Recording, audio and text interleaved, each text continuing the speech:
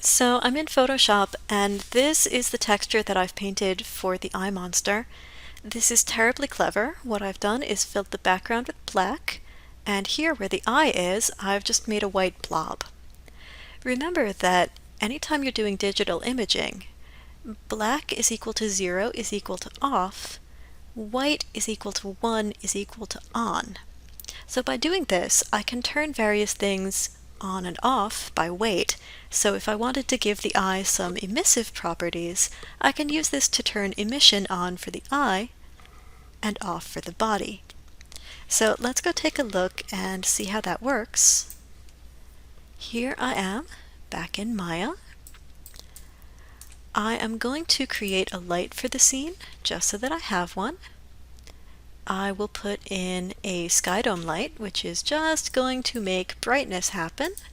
If I go to Arnold, oh, it looks so incredibly horrible. I might not be able to live with that. Let's try instead the physical sky just like we have in the other scene, and that at least gives me some light color and I can see things. Oh, thank goodness.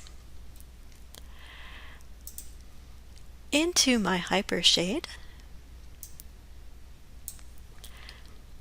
I am going to rename this tab. We'll call it Monster Tab. And in here, I will make an AI standard surface. I will call this one Monster AIS. And I will assign it to the monster. Beautiful. Next, I will pull in my file node, file texture, browse for the image. This is going to be called iMonster Mask. And what I will do is assign this outcolor R to emission. And you see how now I've got that little bit of glow right there? It's so bright and glowy. That's really neat, and if I come into the Monster AI standard surface, I can open up emission and give this a color. So if I wanted it to glow red, now it's going to glow red. Awesome. Fantastic. Now, I've had a lot of fun with this, but let me go back into Photoshop and make another one. Let's just name this one Monster Emission File. And of course it comes in with the file name. So back in Photoshop, I'm going to use Control or Command I to invert my layers. And I'm going to save this one as another PNG. And we'll call this one iMonster Mask Invert.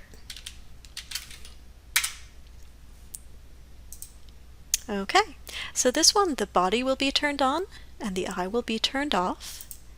So back in Maya, I will pull in another file node.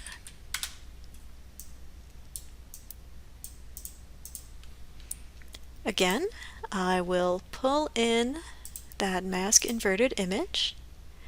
And this one, I'm going to go outcolor R to metalness.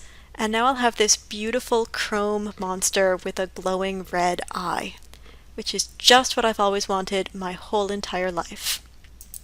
If I wanted to change the color of the metal, I could come back into the Monster AIS node and I could make it brown or red or whatever I wanted, but it's going to be extremely metallic, so you may not see much.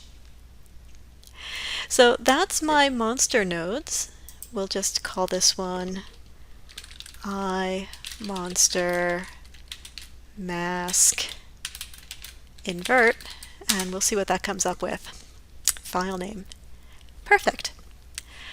At this point, I am almost ready to import this into my other scene. I just have to do a few cleanup things. So in the next video, I will clean up this file and prepare it for exporting.